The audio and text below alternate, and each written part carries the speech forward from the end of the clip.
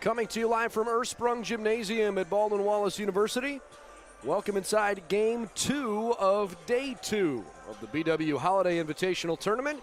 It's the men's consolation game featuring the host Baldwin-Wallace Yellow Jackets and the Fighting Engineers from Rose-Hulman Institute of Technology. I'm Brendan Gulick alongside Jeff Miller. The 2016 BW Holiday Basketball Tournament is sponsored by Park Place Technologies. The university would also like to thank BW graduate Frank Warren and his team at BSN Sales, along with Pro Mick Carroll for their gracious support in providing the t-shirts for all of the teams in this tournament.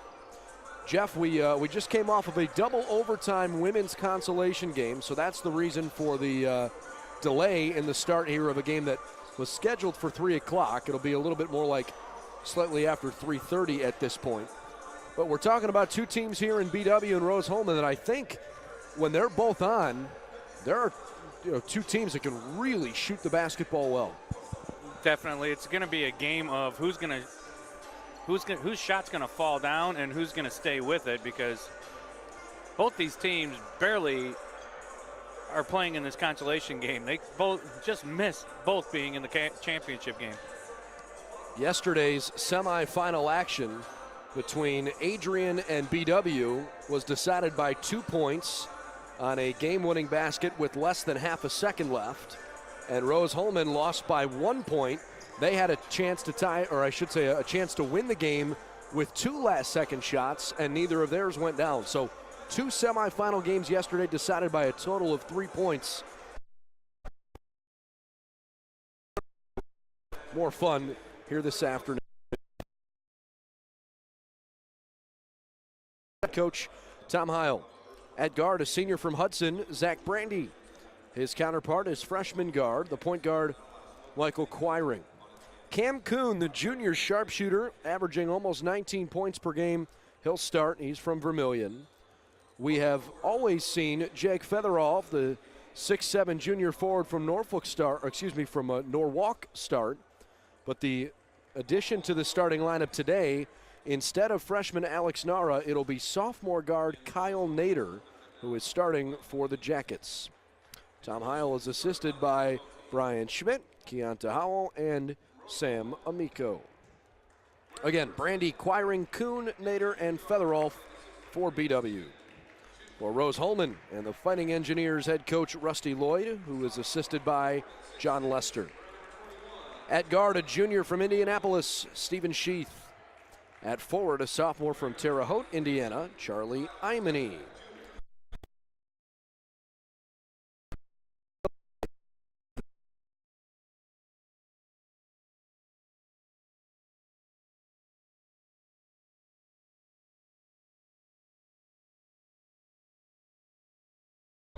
Imany, Steckel, Zarnicki, and the change with Nader, yeah, the two big guys for Rose-Hulman, but they don't play underneath a lot. Zarnicki, yes, he's the guy that's usually under there, but they rotate around, so maybe they're looking for that extra shooter and an extra player that can jump out quicker than Nara could. Nader played pretty well yesterday, I thought. It was fairly limited time for him, but I thought he did a good job. It's going to be his first start here at Berea.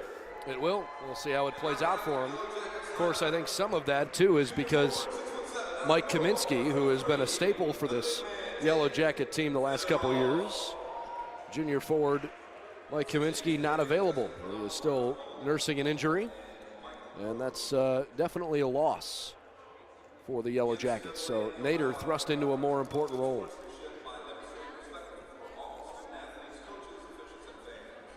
Yeah, they're going to Kaminsky pop out, three-pointer, he bangs the board, so they're going to miss that. But the one thing I have noticed with Nader early in this portion of the season, he bangs the board too, so he comes flying around, in his first year here, transferring in. So it's looking at the Rose-Hulman lineup that just came out, Nader's about as tall as all of them too, so it's not like we're losing anything in their height, because they're not a very tall, we're not playing against 6'8" guys in the middle there.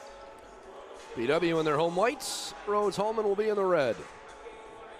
They're just about ready to go with the opening tip. Feather Off will jump center with the freshman John Zarnicki.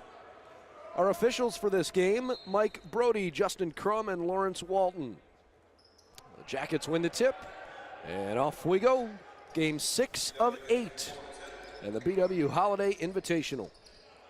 Zach Brandy on the near side is a player, obviously he's from Hudson. We've made lots of that because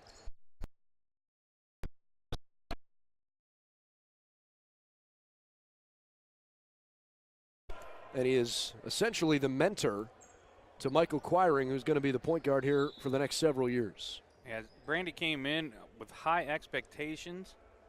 You know, a couple injuries slowed him down as a freshman, but he has always known his role. You know, he came in as the point guard, but, you know, realized where his better abilities for this team are, and it's the off guard to shoot that three. Brandy pump fakes up top. Working around to Cam Kuhn on the left side of the floor.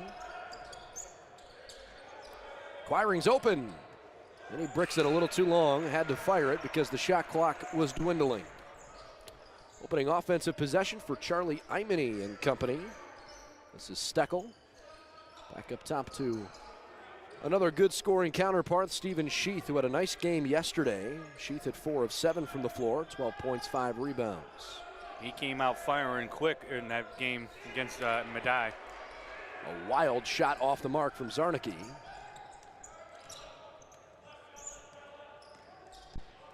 Like I said in the pregame, two teams that did not expect to be sitting in the consolation game. Pretty much any one of the four could have said that as Kyle Nader misses his three from the right wing. Again, the games yesterday were just so closely contested that everybody felt, and for a good reason, like they had chances to win.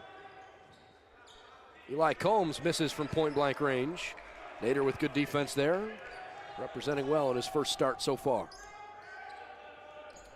Cam Kuhn, first team all-conference a year ago, and he buries a triple.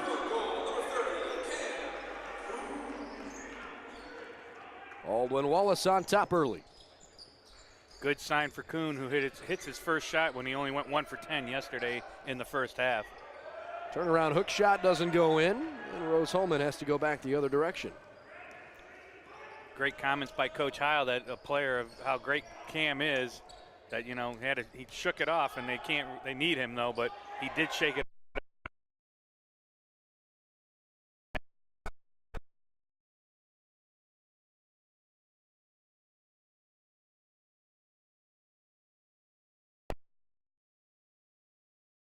December.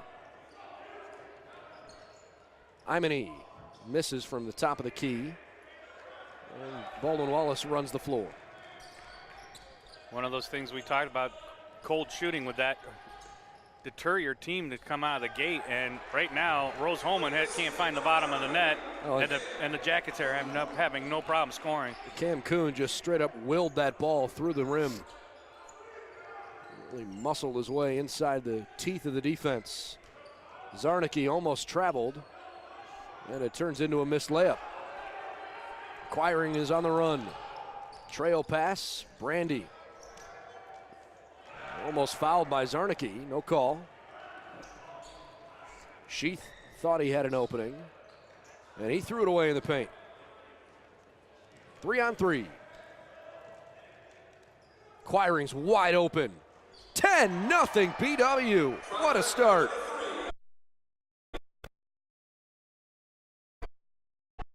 And Kuhn each with 3-point baskets early. That's the start the Jackets needed yesterday and need today to get back on the winning side of the ball. Imany feeds Combs. Tried to make that extra pass to Zarnicki when Combs may have had a shot himself. 8 to let it fly. It's Steckel, and he buries the triple. So the first basket for Rose-Hulman comes 4 minutes into the game. Andrew Steckel gets the first points. Cam Kuhn from the left corner can be dangerous. He pulls up from just outside the elbow instead. Brandy skies for the offensive rebound. Fights his way back up, but it doesn't go home for him. That's one of the things that Brandy's turned himself into besides being that point guard shooter. He's crashing boards this year more than I've ever seen. Steckel goes coast to coast for the layup. 5 consecutive points for him, and the lead is cut in half. A couple guys waiting to check in, including Jay Battle, the talented young guard for Tom Heil's group. Nader from the left elbow. That one was a little too strong right out of his hand. The handoff from a pair of Vermilion Sailors that probably played with each other for a couple of years there in Vermilion. Nader looks comfortable in his first start of the season. Nice defense underneath. Brandy was right there with Steckel. And Steckel is pulling in his jersey, trying to motion to the bench and say, hey, I need a breather. Battle, Colombo, and Richardson check in for the Yellow Jackets. Kuhn and Quiring stay on the floor, so those are the only 2 starters. Meanwhile, Ruji Aoki and Colin Wojcik both check in, along with Wade Stallings, who is receiving that inbounds pass. Imani stays on along with Zarnicki. Aoki just mishandled it, diving for the loose ball. Both teams can't come up with it. Rose-Hulman makes the most of it. Stallings for 2. Aoki.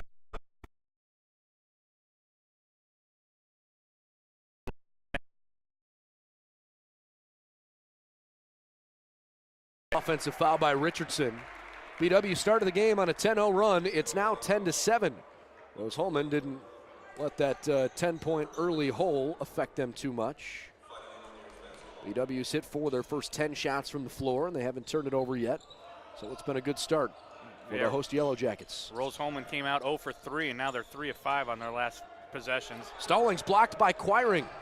Colombo is not particularly good at handling the basketball in the transition, so he slows up and gives to a guard. What you really like to see. The perimeter, up to Battle for 3. Just a little long, but bounces right to Richardson. His pump fake didn't fool Zarnicki, though. Blocked away. Aoki gives away to Stallings. Wojcik finds a cutting Zarnicki, and he traveled with the basketball. Aoki had 13 points yesterday in 20 minutes off the bench. Placed on the floor by JT Whitaker, who did not play at all yesterday, but his size could play a big factor. He and Colombo are almost identical, long and lean. Wes Gerhardt up top to Colombo for 3. Not a bad looking shot. Richardson jarred it loose, but the Fighting Engineers grab it. Gerhardt, who's seeing a lot of action this weekend. Yeah, for a while, he was probably 5th on the depth chart, but he's working his way up, getting more playing time as a guard. Really like his defensive intensity as he pesters the ball around the perimeter there. Battle gets the loose ball poked away by Colombo. Jackets by 3, but they haven't scored lately. Gerhardt trying to change that, and he missed it. It's out of bounds, and it stays with Baldwin Wallace. Gerhardt getting a lot of playing time, like we said. Missed his only 2 shots he took yesterday, both threes. Go ahead, right here, missed his 3. Just got a little nervous energy yet to try and get that first knockdown. Rose-Hulman's played well in conference, but struggling out of conference play. As Colombo lays one in. They're hoping that maybe they could come to Berea and pick up a couple of wins to get their season back on track. But after yesterday's tight loss by 1 point, they're 4-6 entering the day as Whitaker with a nice turnaround puts it in. Nice baby hook over the top of Colombo there.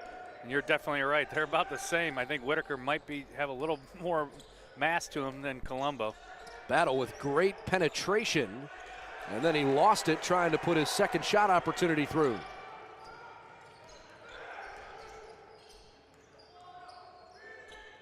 This is Aoki. Contested and difficult, but he throws it in there. How about this run by Rose-Hulman? An 11-2 run gets him back within 1 point. Kuhn, good spin move, and he's too flat. That ball pinballed off of a couple of Rose-Hulman Engineers. Aoki for 3. He's got it. BW opens the game with a 10-0 run, and now they're losing 14-12. Not the player you want to let get hot already. Ruji Aoki puts Rose-Hulman on top for the first time in the game. By Cam Kuhn. I don't know if he just lost control of it or maybe if Battle had overrun where he thought he was supposed to be. Kuhn checks out for a moment as Zach Brandy takes his spot. Stallings, Whitaker, and Imany all leave the floor. We'll reset things here with Combs, Zarnicki. Sheath comes back in the game. Aoki remains the point guard, and Colin Wojcik stays on too.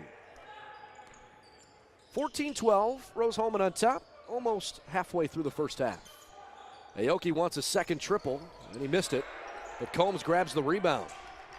There's a long carom back to the free throw line, and the Fighting Engineers keep it.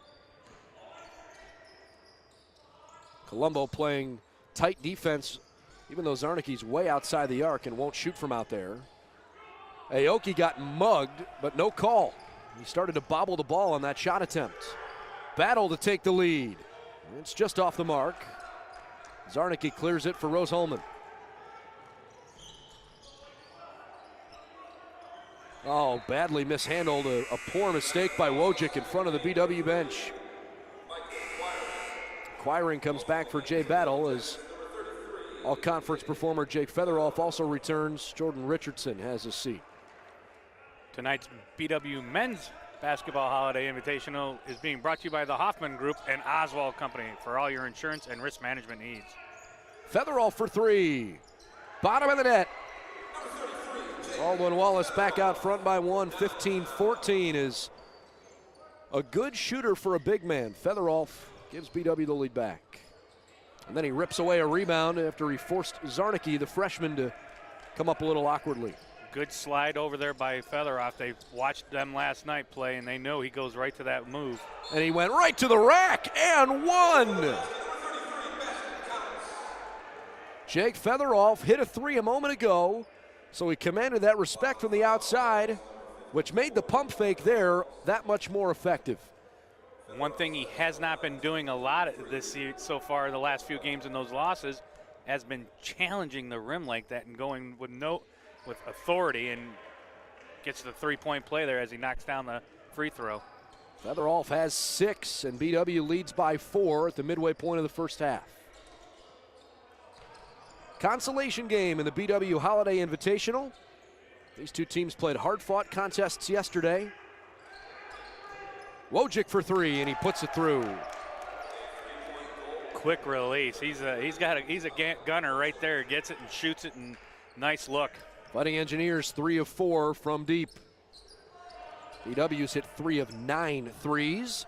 Their 10th three-point attempt is off the mark from Gerhardt. Aoki just outside that left elbow, decided to go back out with it. Rose-Hulman shooting the ball a lot better, but too many turnovers on their side of things. Already 4 in the ball game. Wojcik working on Quiring, who is just a beast defensively. 5 to shoot it. Oh, great backdoor look, and Wojcik missed from literally point-blank range. BW got away with one there because the switch wasn't, I don't think Gerhardt really was ready to switch, and Quiring told him to, and then they just threw that backdoor pass. Featheroff for three. Oh, it was halfway down and then popped free. Jackets lead the game by 1, but Rose-Hulman is giving him a good run here early in the game.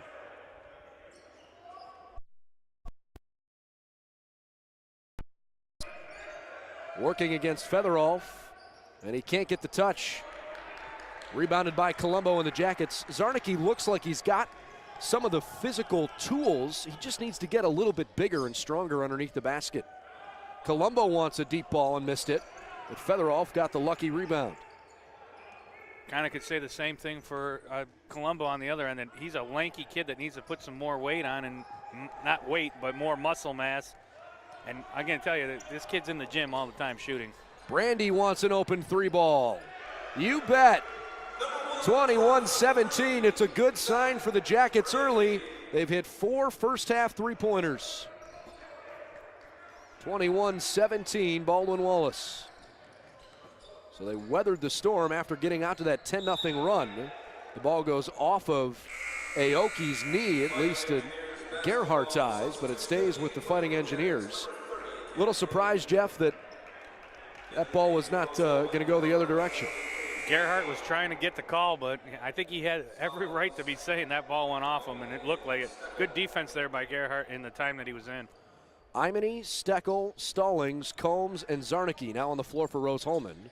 Stallings just caught the inbounds pass. It's Kuhn, Featherolf, Nader, Quiring, and Brandy for Baldwin Wallace. 8 to shoot.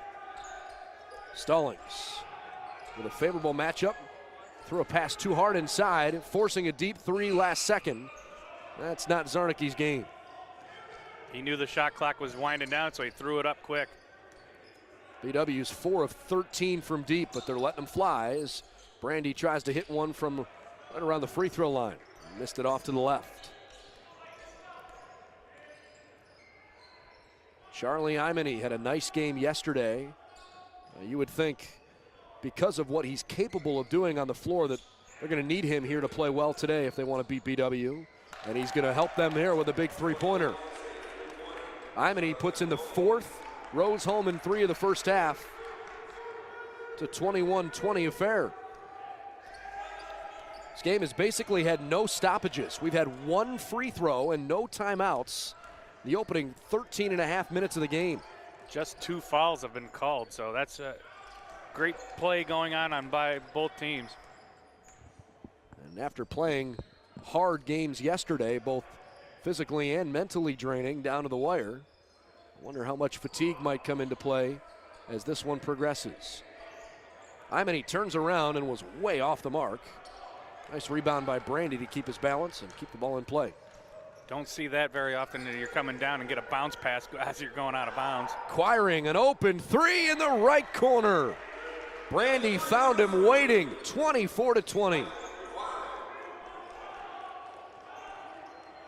That's one thing about Coach Heil. I know he doesn't call timeouts unless he desperately needs to call one, and he'll let him play. 5 3 balls for BW in the first half. Zarnicki working on Nader, and he's able to draw some contact. I think Zarnicki felt like maybe he had a little bit of a size advantage in the post, but Nader's a strong kid. It's Nader's first personal, team second. And the Loris Duhawks, the women are playing in the championship game, who've been sitting here since the first game. I think they're finally able to go into a locker room because of limited locker space with all these teams here. They're all pretty much sharing locker rooms. Zarnicki hits the first. If you're interested in how the rest of this tournament is going, the women's consolation game was the first game of the day. It preceded this one. It was a double overtime thriller between LaRoche and Worcester.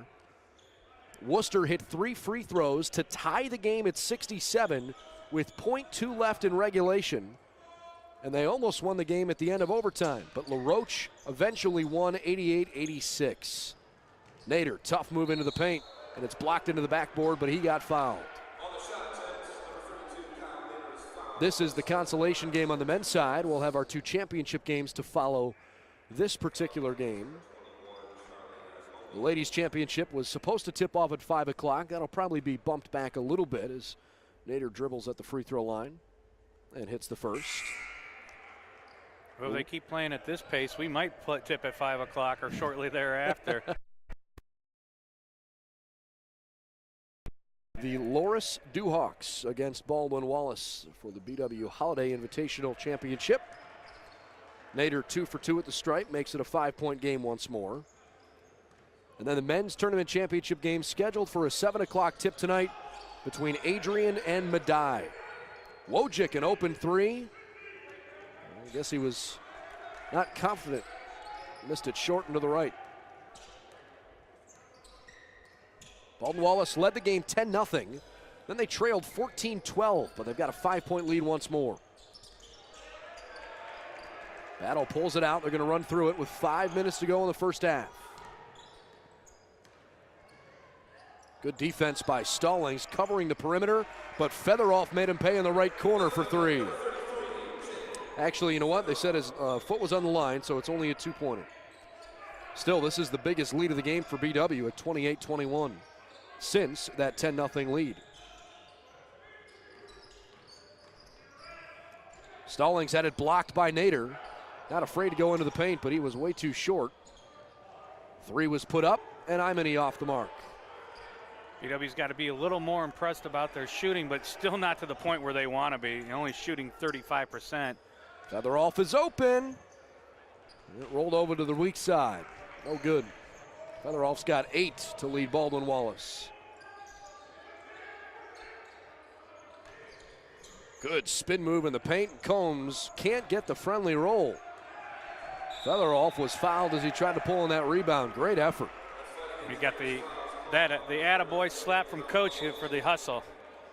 You know why he got the attaboy slap? Because he's got 11 rebounds in the first 16 minutes of the game.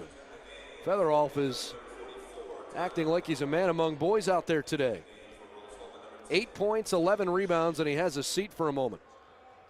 Michael Quiring's got 6 points. Brandy 3 points, 3 rebounds. Jay Battle a couple of dimes early.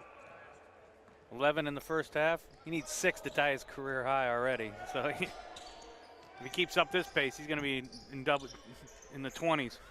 Colombo for 3.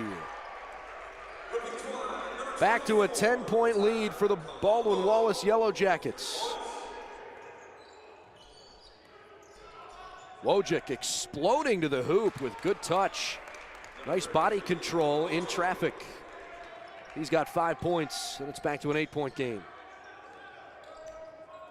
Battle squirming his way in, and Colombo can't get the and one to roll through. Instead, he'll just shoot a couple of free throws. Kyle Steckel, Ruji Aoki, each with 5. Colin Wojcik has 5 too.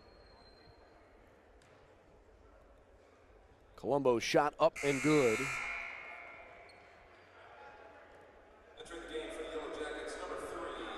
6 points now for Colombo as he has a chance to get his 7th. And it does not work out for him. 9-point lead in the trailing minutes of the first half.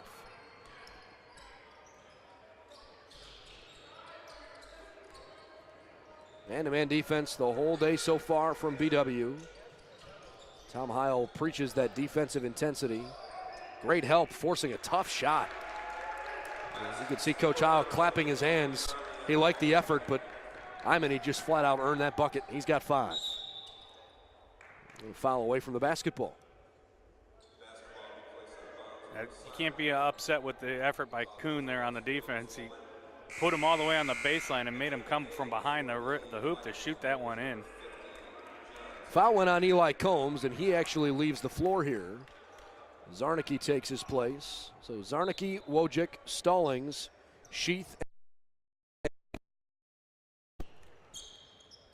Kuhn on the left wing. Gets a screen from Nader. Into the corner now, Colombo. Back to Cam Kuhn. He raises in the corner off balance. Almost hit an acrobatic shot. He almost came back out of the corner and almost stole the ball. Imany fouled and won. Nader hit him on the wrist. Imany starting to really step his game up this afternoon. Again, Rose-Hulman really needs him to play well. Imany has 7. Here comes Featherolf. Not surprising to see him back on the floor so quickly. Again, Featherolf, 8 points, 11 first half rebounds. Imany with 1 coming. And it didn't work out. 32-27 after it was probably more than halfway down. Battle, wiggling in the paint, open, Quiring for 3. It was too short. So just off the front rim, so. BW's hit 6 out of 17 threes. It's not a great percentage, but not terrible. And the fortunate break goes back to BW. Players were over there kind of lurching at the ball, but nobody touched it. Good spin move by Colombo to get away from it because he was the one that was going to get hit. Tyler Colombo gets a warm welcome back over in front of his bench. He played a couple of meaningful minutes here. Zach Brandy back out on the floor. So it's a more guard prevalent group. Kuhn in the right corner with under 2 minutes to go in the first half. Jay Battle finds Quiring. Now Brandy. Featherolf got it in a tough spot with 5 to shoot. Quiring has to hurry. Got the screen, raises off balance, and it's good! Michael Quiring, a difficult shot, and he buries it. Looked like that was a shot you would take in a game of horse and buried it to win it. Back to an 8-point game. Zarnicki just outside the low post. Stallings wiggling his way through, but he stepped on the baseline. Another turnover. 5th time Rose-Hulman has given it away. Good defense again by Quiring. He didn't bump him, but just forced him all the way down there.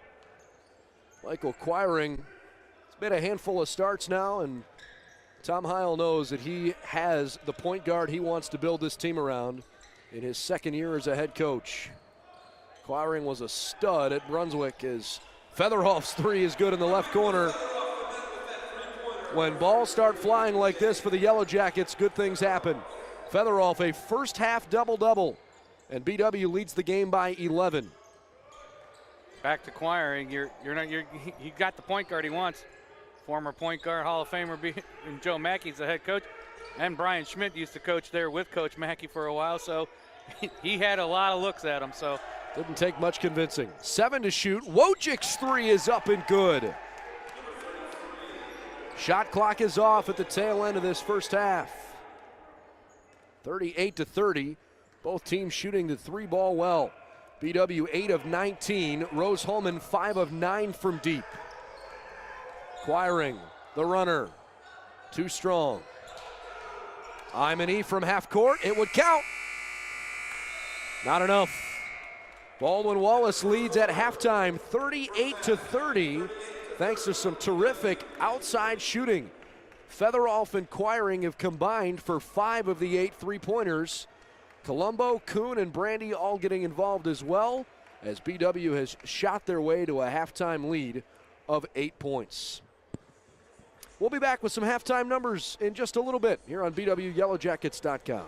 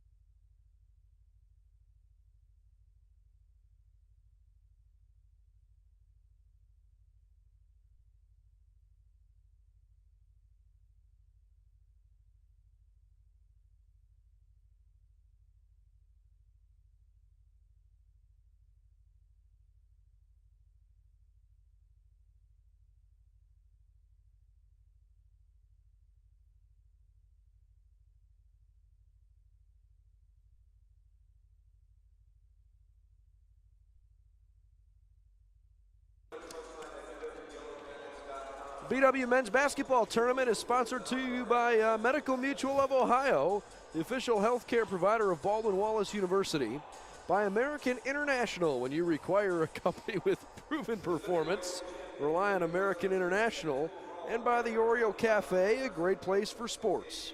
Just 2 minutes from campus here in Berea. Good first half, 38-30. Baldwin Wallace leads the game by 8 because they honestly shot the lights out, connecting on 8 3-pointers, 8 of 19 from distance. In fact, they only hit 5 non-3-point baskets. Jake Featherolf, 11 points, 12 rebounds. Jeff, he's potentially talking about here having a career effort in that regard. He sure is. I pointed out and looked it up. He's 12 rebounds away from tying the school record for rebounds in a game at 24. He's only 5 away from tying his career best of 17. And I think that's his 15th career double-double already in the first half. If he gets to 24 rebounds, I'll eat my shoe. I think that's going to be a stretch. But we'll find out. Well, good, then I don't have to buy you dinner later. 38-30. All right, well, here we go in the second half. Charlie Imony up and in, and he continues to play well. I'll tell you what, that kid has been a huge reason why Rose-Hulman has competed well in this tournament. He's a very sound player by the glass, all the way out at the arc, wherever he is. You got to worry about him. Imony had a 20-point game yesterday as Featherolf starts the second half right where the first one left off with a big 3 on the left wing. Just what the Jackets ordered today is a great game. Here comes Kyle Nader. Two-hand flush. 43-32.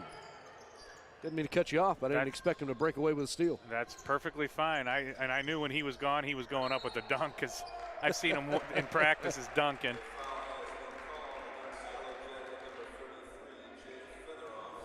Featherolf stepped in to front.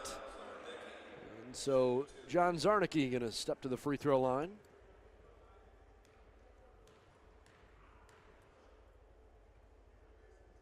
First shot's a little too long, no good. Featherolf 14 and 12. Michael Quiring has 3 threes, give him 9 points. Those are the 2 leaders for BW today. Second one is good to make it 43-33. Neither team burned a timeout in the first half. It was a well-played and pretty clean first half, to be honest with you. Not a lot of fouls either. Well, let's get that going in this half too, and we can maybe get caught up a little bit with the double overtime in game 1. Featherolf is just flat out on fire. 45-33, hits another one. Feed the big man, he's got 16. Zarnicki had it jarred loose. Brandy pulls it away, and Featherolf says, all right, I'm going to take this possession off because Michael Quiring's going to shoot a 3, and it just missed. He's ready. He's just ready in defense. That's why I didn't come up. That's right. Great defense by Kyle Nader as Featherolf goes up for the rebound. Mentioned that Alex Nara is not starting, or I should say did not start today's game. He is not on the bench either as Nader puts in a 3 from the right corner. 48-33. Timeout Rose-Hulman. They've got to stop the bleeding here quickly. Baldwin Wallace opens the first half on a 10-0 run, and they've opened the second half on a 10-3 run. Jackets by 15 early second half.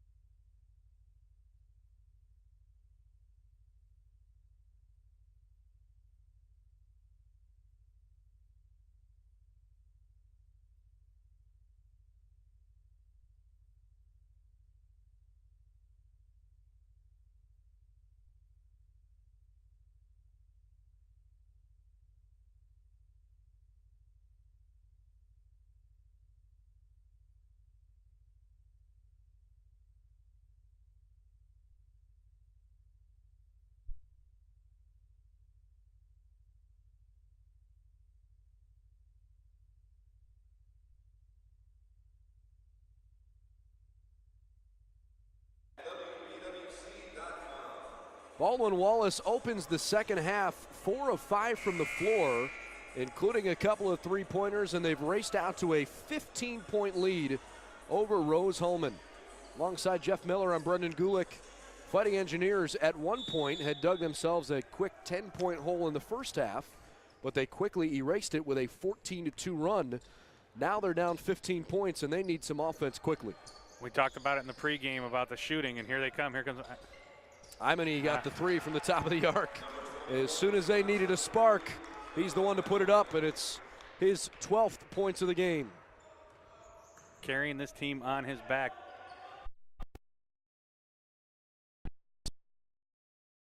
Three. That was a little too strong. Rose-Hulman likes to get out and run, but I think they're more effective in the half-court offense. It's a fairly athletic group. Imany wants another one. He's hit 2 pure deep jump shots. 6 points in the blink of an eye for Imany. Literally in less than a minute, he's cut this 15-point lead down to 9. Michael Quiring slithering through. Cam Kuhn raises. It didn't go down for him. 6-0 run right now, just exactly what we said. They needed to come right back into it. BW's gone a little cold. Imany wanted so badly to shoot it, but thought better of it. He got the ball back again.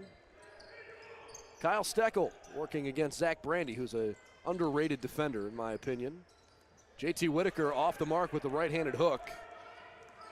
Kuhn pressing the issue. Wide open Quiring. It didn't go that time. Nader's putback was nearly in.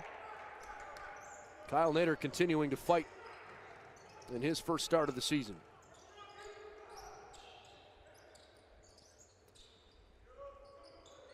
Imany on the right wing. Got the matchup he wanted. The rainbow three. Didn't go. Oh, Sheath was in good spot for the rebound. And now Featherolf pulls in another one. That's his 15th rebound. 16 points, 15 rebounds for Jake Featherolf.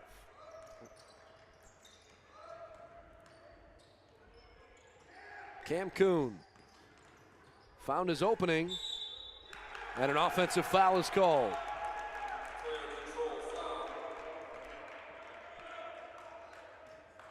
Charlie Imany on top of shooting the ball well. He's got 9 rebounds of his own, so he's pacing the Fighting Engineers. Head coach Rusty Lloyd pacing up and down the sideline in his exactly what you'd expect. I mean this in the nicest way possible. For someone coaching a team called the Fighting Engineers, don't you expect somebody to have a white shirt on with the sleeves rolled up to like a professional cuff and dark, thin glasses? And a close crop haircut. And an engineer, the only thing I'm really missing is the pocket protector with the pens or the even like a measuring tape on his belt. I mean, he puts in another one. I don't mean to make light of the situation. It just seemed like low-hanging fruit. Imany with 17 points, and he just continues to explode here in the second half. Very intense coach, so we'll take the stigmas away. He's a very intense up and down that sideline, coaching his players the entire game. And Rose-Hulman has shown an ability to compete at a high level here this week. BW was up 48-33. Charlie Imany's on a 9-0 run.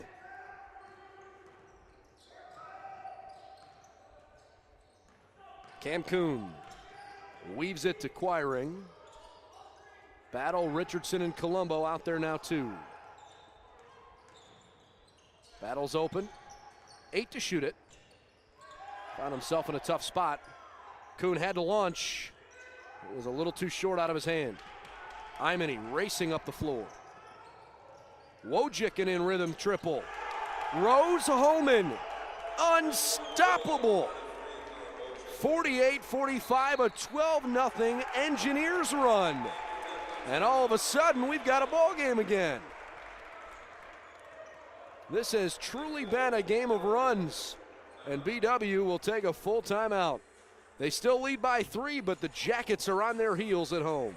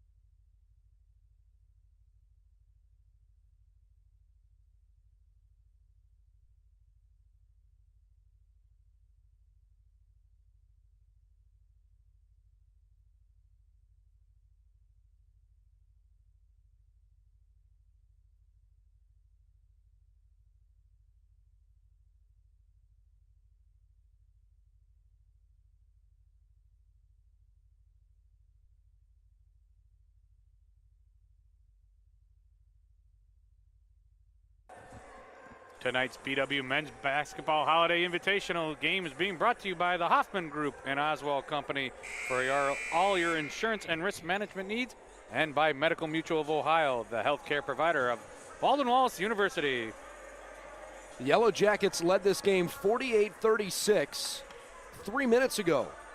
Charlie Imany with 9 straight points, and then a 3 from Wojcik just a second ago, and all of a sudden it's a 3-point game, eerily similar to the first half. Gerhardt in the corner hits BW's 11th 3-ball of the game. 11 for 28 shooting threes. BW's already got more threes today than they had the whole game yesterday. Aoki blocked at the top by Richardson. 51-45 as Quiring brings it up there. Well, he made a poor decision on the entry pass. Stallings tries to blow by him. Quiring couldn't have gone any more straight up in the air, but he hit him with the body. 18 points for Charlie Imany. He's got a double-double with 10 rebounds. Jake Featherolf, not on the floor at the moment, 6 of 9, 16 points. He's got 15 rebounds, 2 shy of tying his career high. I think Tom Heil is getting the explanation on the far side as to why the foul was called, because I think everybody in the gym saw Quiring go straight up in the air with his arms. He just leaned into it.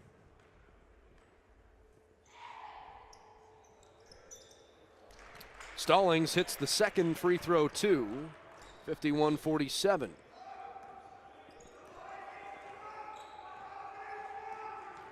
Jay Battle. A handoff to Quiring. He got stuffed there in the middle of the paint. Battle found a crease, high off the window, and he's going to the stripe. Yellow Jackets had a 17 3-point effort against Pitt Greensburg a couple weeks ago. 1 shy of tying the school record against Mount Union that happened just a couple seasons ago. So we'll keep our eye and figure out if BW is maybe going to flirt with that again. It's 52-47. If I'm not mistaken, in that 18-point 3-point game, that was the day Cam Kuhn scored a school record 51 points. Yeah, he went nuts. Battle. Oh, it popped free on him. Look at the way Richardson fought for that rebound and got the timeout.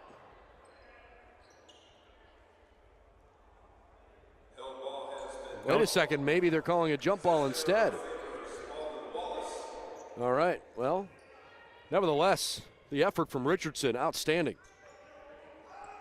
BW by 5. And Gerhardt's bumped. Stallings checked him with his hip. This is a real interesting lineup out there for the Yellow Jackets right now. Quiring's almost kind of feels like he's the vet. Gerhardt is still working into getting more playing time as Steckel replaces Stallings. Colombo is young. Jay Battle is proving to be a pretty good 6th man. Jordan Richardson starting to see more time. But a lot of responsibility for the point guard at Quiring as Battle raises. He missed it short. Another rebound for Charlie Imany. 2 that you usually don't see out there is Quiring and Battle, because they're both pretty much the point guard. Wojcik. He is so explosive on the way to the rim. 52-49, great move. With that explosive move, Featheroff's back up off the bench. Battle has it on the left wing.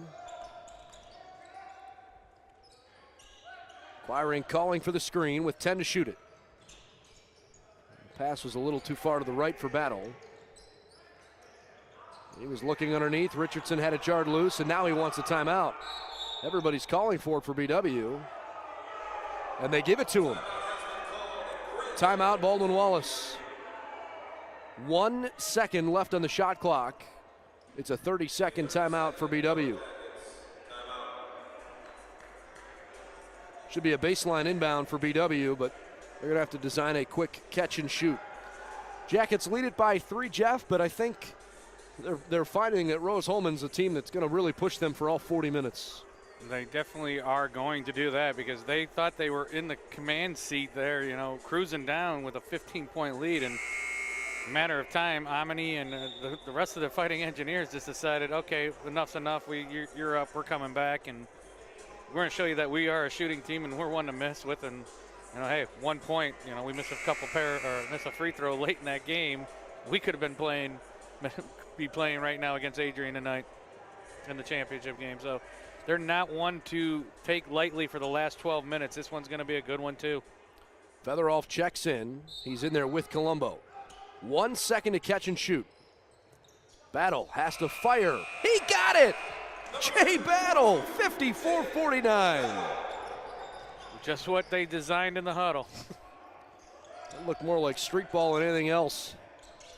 But a good play. Zarnicki trying to get physical. Had to bounce it away. Wojcik between the rings. Nobody's freeing up. And a hand check foul on Quiring. That's his second.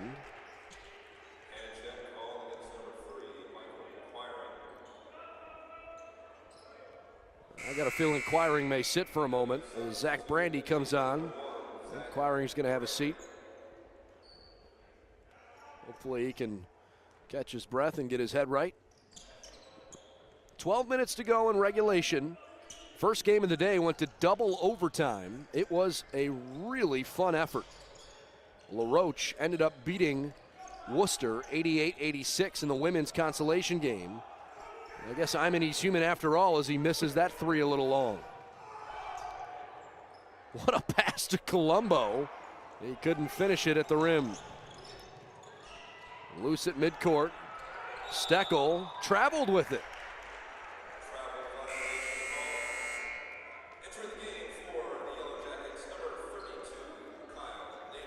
Kyle Nader comes back, and no disrespect to Colombo, who I think has played well today. But Nader feels like an upgrade on the floor right now for BW because Kyle Nader's having one of his best games of the year. He's scoring the ball, and that's fine. He's got 9 points. But I love his defensive effort, and he's finding the right spots that he's supposed to be in on the floor. Nader looks good today. BW by a handful. Gerhardt. It's a nifty little pass to Featherall for 3. The pump fake pass.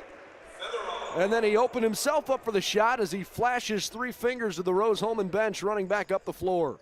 Featherolf has 19 on his 4th triple.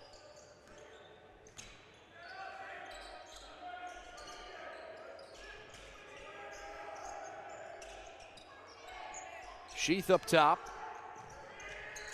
Under 10 to let it go. Great perimeter defense from BW here. Aoki wiggles his way to an open mid-range jumper and puts it through. Can't knock the defense there of Gerhardt. Aoki just gave him that little fake at the end and got separation from him. He's got 7. Gerhardt with the same move that Featherolf just put on. Problem was his 3 hit the side of the backboard. Wojcik holding the ball, passes to Sheath. Nader tries to defend it as well as he can, and Wojcik was just too much.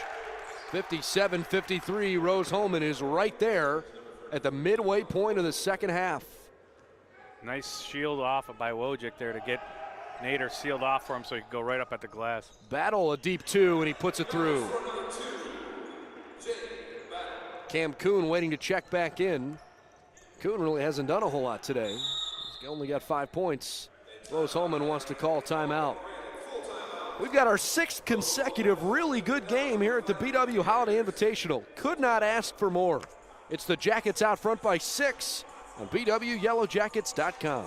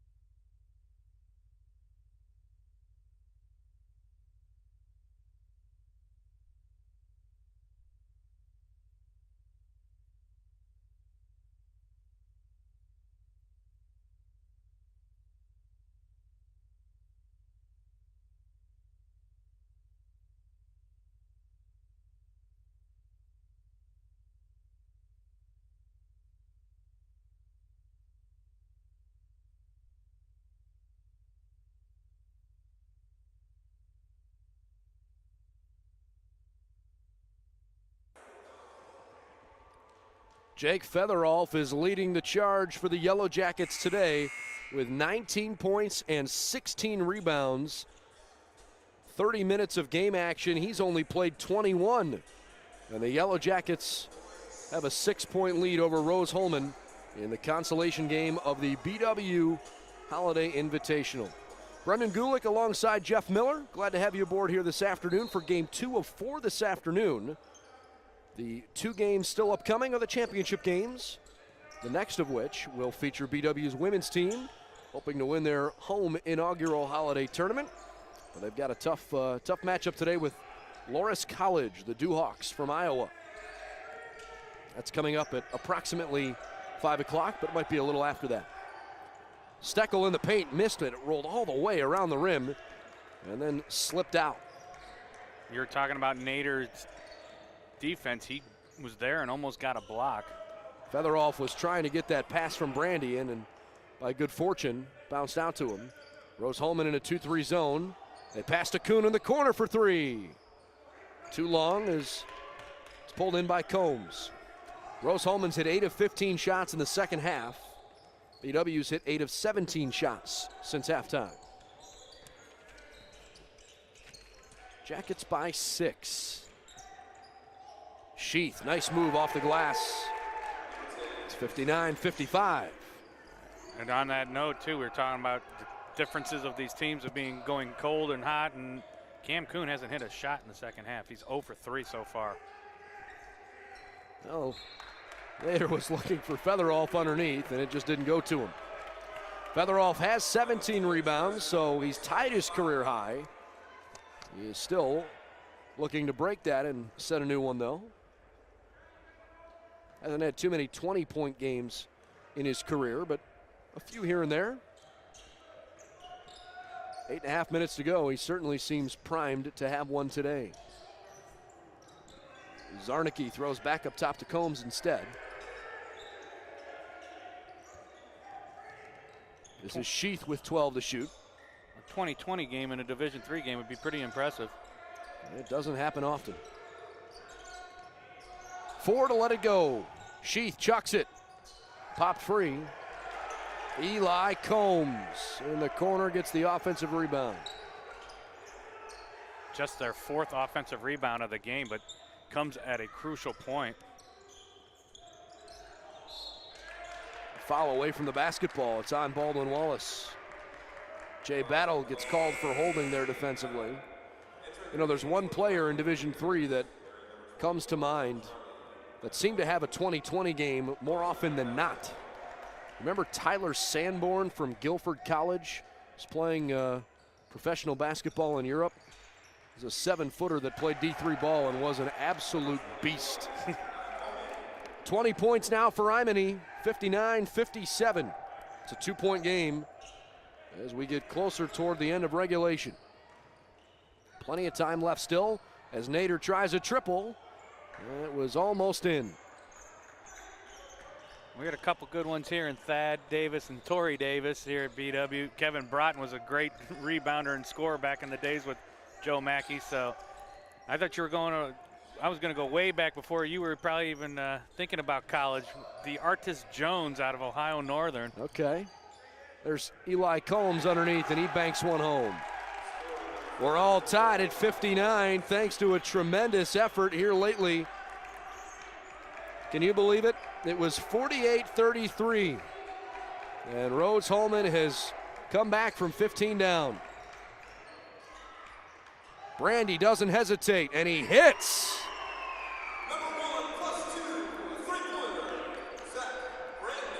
That was a nice catch and shoot from Brandy there to get the Jackets back up 3. Imani continuing a ridiculously good day.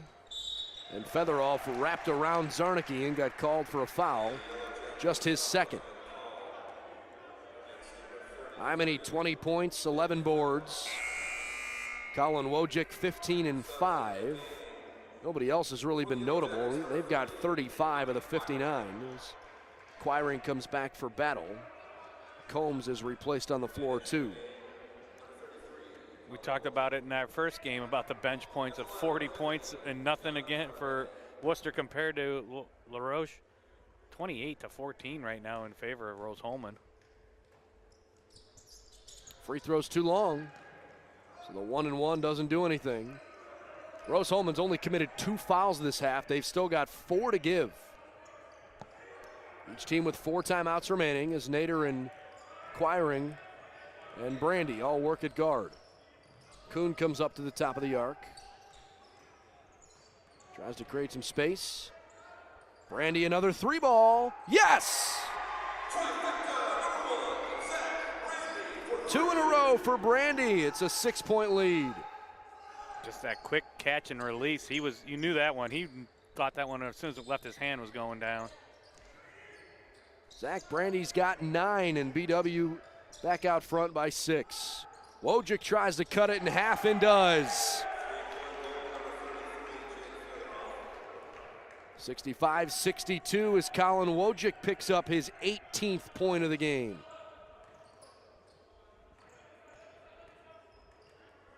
Brandy needed some help. Really doesn't like to dribble with his right hand very much. Cam Kuhn pulls up from the free throw line. Had a good look. It didn't go down for him. Still can't find the bottom here in the second half. Kuhn only has 5 points on 2 of 9 shooting. Yesterday he was 1 for 10 shooting in the first half before contributing 13 points in the whole game.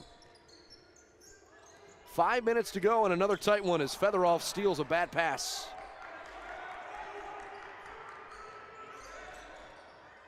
Featheroff is open. He almost traveled with it. Featheroff has it left corner. He drives out of control, and it's an offensive foul.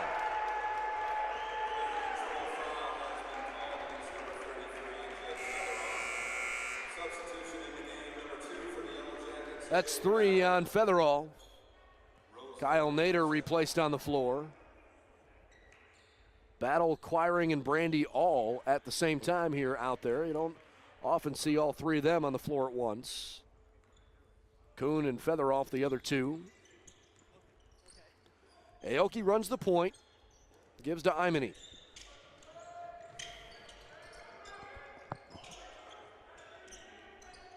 Zarnicki passes left side. Half the possession expiring. 7 to shoot it. Imani spins, and he gets the friendly bounce. That was more than one friendly bounce. That bounced about 3 times and then finally wanted to go in. 65-64. Charlie Imani with 22 points. Battle weaving around, and he threw one off of Aoki's nose. A whistle stops play. He was trying to pass to Quiring, and forgive the pun, but Aoki literally stuck his nose in there. Fortunate for Battle, there was a foul called before he hit Aoki, because I think Aoki would have found it and taken it the other way. Looks like Rose-Hulman wants to call a timeout.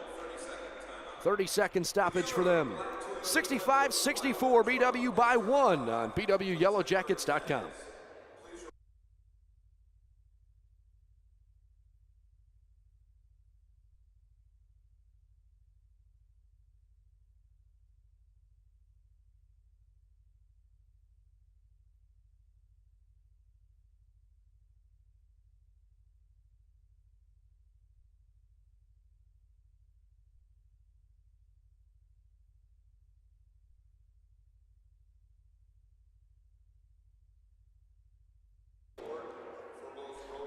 Baldwin Wallace 65, Rose-Hulman 64, with just less than 4 minutes remaining in regulation. The Yellow Jackets dropped yesterday's game by 2, 67-65. Rose-Hulman lost a higher scoring game, 80-79 to the Medaille Mavericks. Adrian and Medaille will play at 7 o'clock for the championship. Kuhn was blocked in the corner. The Yellow Jackets keep the ball though. Rose-Hulman's intensity right now is off the charts, and Battle somehow slipped through the middle of the paint. 67-64. Hopefully not a repeat of tomorrow that we got, or yesterday that we got 67 points, because they went the final 2 minutes without scoring, and that's how Adrian pulled away with the win. Charlie Imani is literally unstoppable right now. He's hit 10 of 15 shots, but it feels like he hits everything. He's got 24 points. It's back to a 1-point game. I think he could go teach a shooting clinic how he's doing it today. Quiring, open. Missed it short. Imany the rebound and the run up the floor. Featherolf, by the way, with 18 rebounds now as a new career high. Still stuck on 19 points, though, as Zarnicki gives the lead to the Fighting Engineers. Nobody home on the backside as he cut right to the hoop. It was so wide open. BW opened the game with a 10-0 run. They opened the second half with a 10-3 run and led 48-33 as Quiring misses a three too long. To think that BW had a 15-point lead early in the second half, and Rose-Hulman has totally evaporated that lead, thanks in large part to the 9-0 run Charlie Imany had by himself. Zarnicki, offensive foul. Battle got set. Zarnicki, great and roll, take the pass, but he didn't even know anybody was underneath him because nobody told him, and he just plowed Battle right over. Good defense by Battle, but unfortunate for the Engineers. Zarnicki's had a quiet day with only 4 points. He's really struggled with Jake Featherolf, who's played great defense against him. 2 minutes to go in regulation. BW down by a point. Featherolf a triple. That one didn't go through for him. He's 4 of 7 from beyond the perimeter.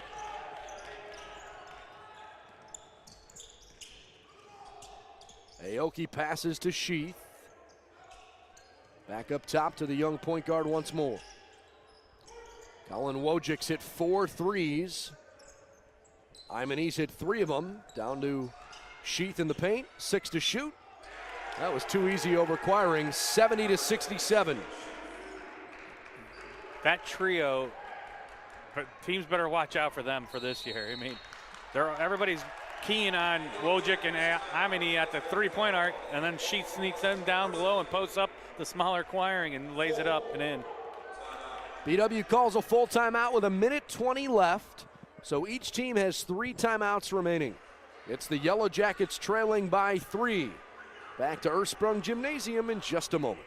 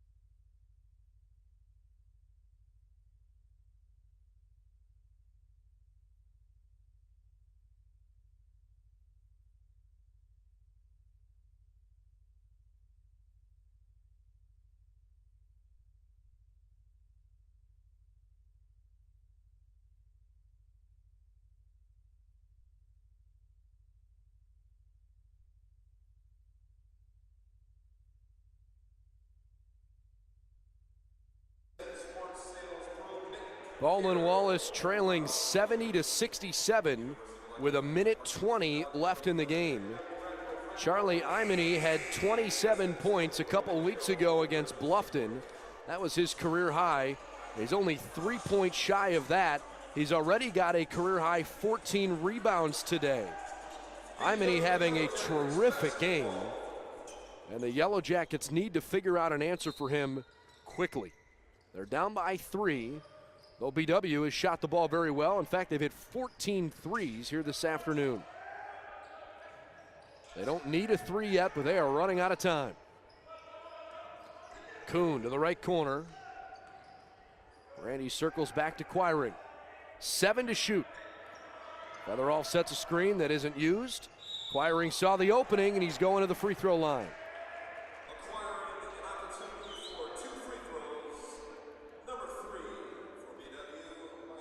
Clock stopped, and you definitely have to hit both of these if you want to stay in this game. 19 points and a career high 18 rebounds for Jake Featherolf. Quiring misses the first. BW is 5 of 8 now from the free throw line. This is Quiring's first trip of the day.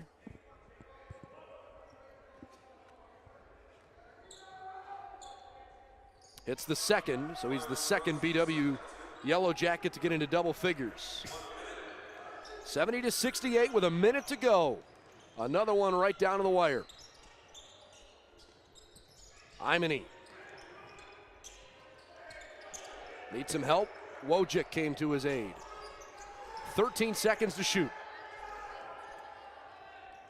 BW must get a stop.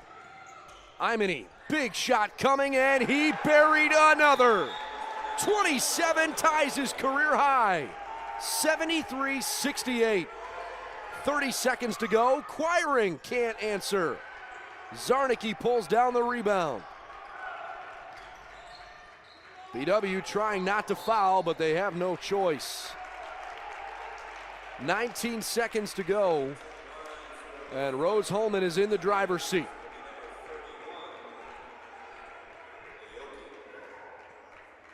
Baldwin-Wallace is in danger of losing their third game in a row since blowing out Pitt Greensburg in mid-December by 63 points.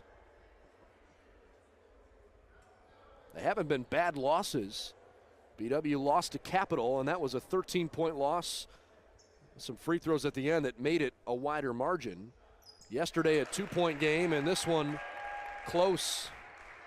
But this one might hurt a little bit more for Tom Heil's group, Jeff, because of the leads that they had. They've scored 1 point in the last 2 or almost 3 minutes.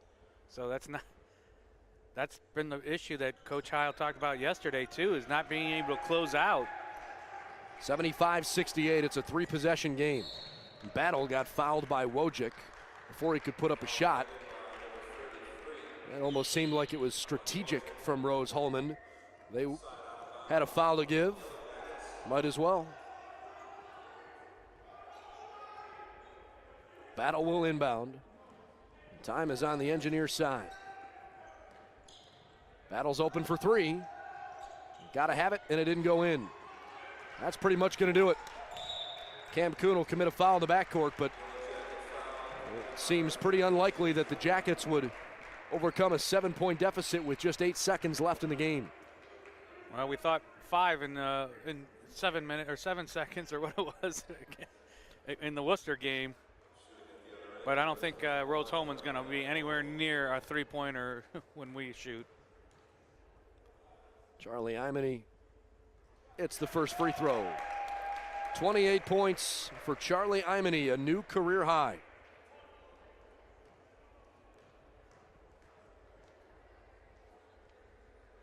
And he hits another. Give him 29. Rose-Hulman leads the game by 9. Look out Heartland for the Engineers this season. Cam Kuhn struggled all day. Almost seemed like a fitting way that this one would end. A day that Jake Featherolf will remember for a long time because of his impressive individual effort. And yet, Baldwin-Wallace loses the game by a final score of 77-68. We'll wrap it up when we come back on BWYellowJackets.com.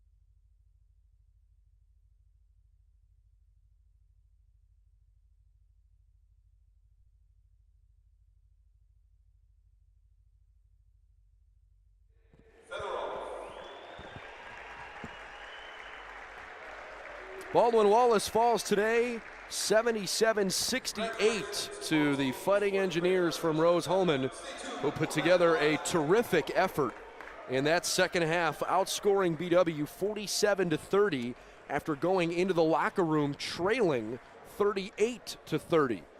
It's a defeating loss for BW because they had a 15-point lead, 48-33, with 17:46 left in the second half. They were so far out in front. BW shot the ball incredibly well in spurts today. They just couldn't sustain it. You're definitely right. They get that 15-point lead, looked like all cylinders are on, they're going. Then they kind of just went cold. You know, it was one of those things that don't want to say comparisons, but the last two games, there's been those stretches that they went ice cold, let the other team back in, and then still couldn't get back into it when they needed to, and ended up falling. Charlie Imany had a lot to do with that. Career high 29 points and 15 rebounds for Rose-Hulman. He had 11 of 16 shots, and actually, when the team was down 15, he scored 9 points in about 90 seconds. Boom, boom, boom, right away. And he shot them right back into the game and evaporated that deficit. He is an impressive player. And like you said, they just knew he was hot. Like I make those comments of like the old NBA jams thing of fire, fire, fire. Wherever he was, he just buried everything he got. And they rode him all the way in. And what an impressive 2 days for Charlie. Well, his effort overshadowed the 18-point effort from Colin Wojcik, which was also a special effort off the bench. Michael Quiring had 10 points but didn't shoot the ball well today, just 3 of 11 from the floor. All but one of those shots was a three-pointer. Jake Featherolf was incredible. He had 19 and 18, though he was much less effective in the second half. Nobody else had double-digit points. Brandy had 9, along with Kyle Nader.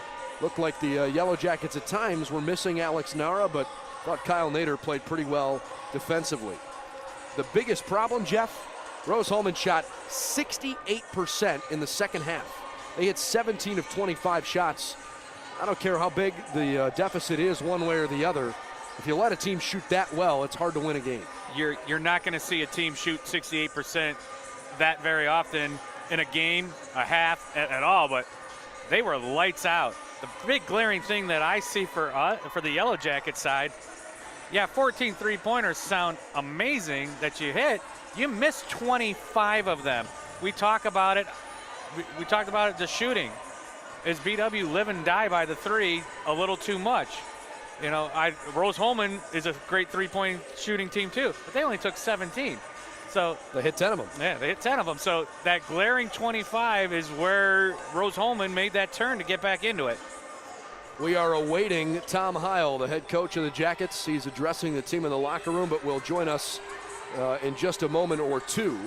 In the meantime, on the ladies' side, the Yellow Jackets and the Dewhawks from Loras College are getting ready for their championship match after they both won their semifinal games yesterday.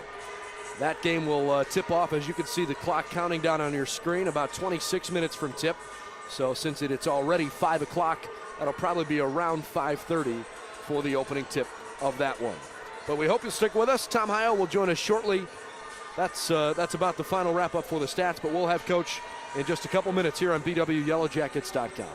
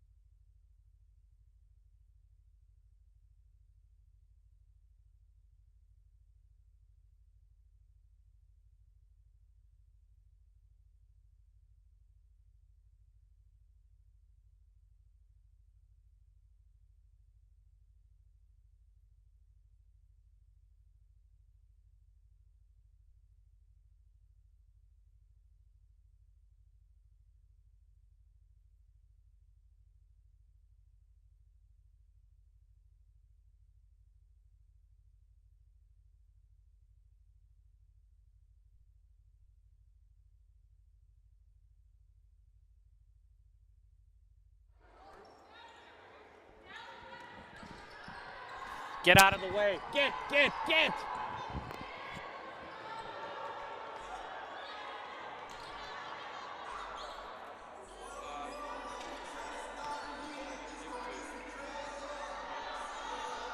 Stats.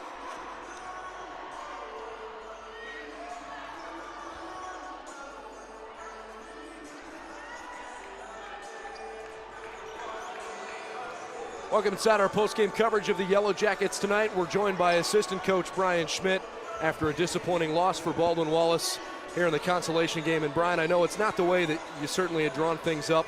I'm hoping that at least there can be some bright spots taken away from the fact that, you know, at times you shot the ball really well and you put together some nice runs that gave you a cushion.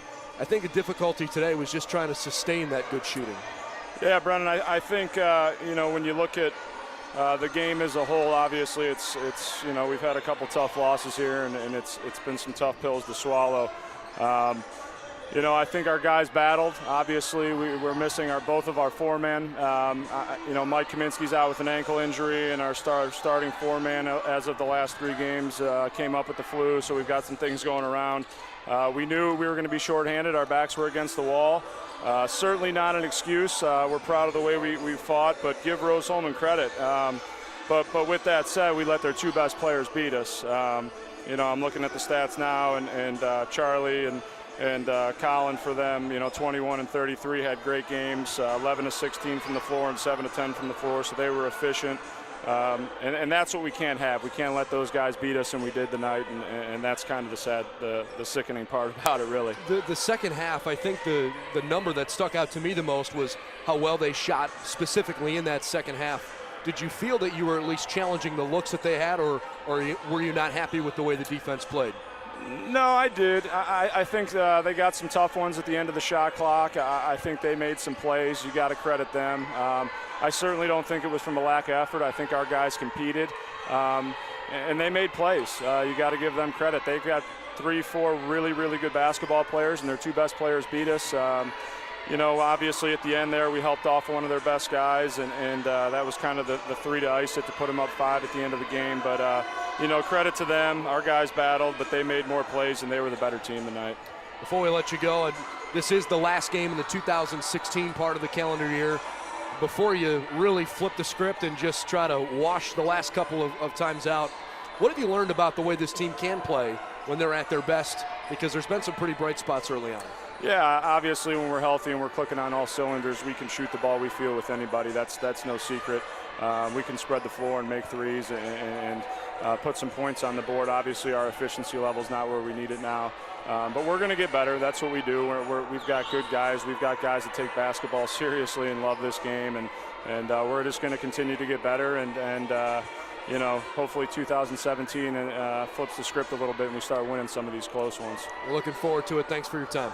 Thanks, Brian. All right, 77-68, the final this afternoon. The BW Yellow Jacket women's team coming up next in the championship game here on BWYellowJackets.com.